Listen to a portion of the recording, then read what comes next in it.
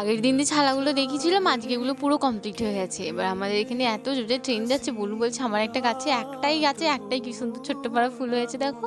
আর আমার এখানে থালিগুলো রেখে দিয়েছি সুন্দর করে ছবি তোলার জন্য। আর আমাদের কামরাঙা গাছে একটা ছোট ডালে এত কামরাঙা হয়েছে, ডালটা পুরো নুইয়ে যাচ্ছে ফলের ভারেতে। আর এখানে আমাদের অনেক শ্যাওলা পড়েছে বৃষ্টির কারণে। বুনু বলছে ফুলটা এত ভালো, আর আবার ধান চাষ হবে। ১ বছর টুক করে দেখতে দেখতে কেটে গেল। আমার ইউটিউব জার্নি কত বছরের হলো জানো? টোটাল ৩ বছর কমপ্লিট হয়ে গেছে। আর এখানে ধান চাষের জন্য প্রিপারেশন হচ্ছে। আর এত জোরে মেঘ উঠেছে, আমি একটা খবরের কাগজ আনতে গেছি থালাগুলো প্যাক করে রাখবো বলে, আর পুরো আকাশ মেঘে একদম ভর্তি হয়ে গেছে। আমি জন্য তাড়াতাড়ি করে বাড়ি আসছি। এবার একে একে করে থালাগুলো বাটি করে মুড়িয়ে সুন্দর করে তুলে রাখবো। এই কাজগুলো যদি তোমাদের ভালো লাগে বা তোমাদের কোনো কিছুতে লাগে, তোমরা কিন্তু আমার সাথে যোগাযোগ করতে পারো। আর এইগুলো আমি এখন সব প্যাক করে নিয়েছি।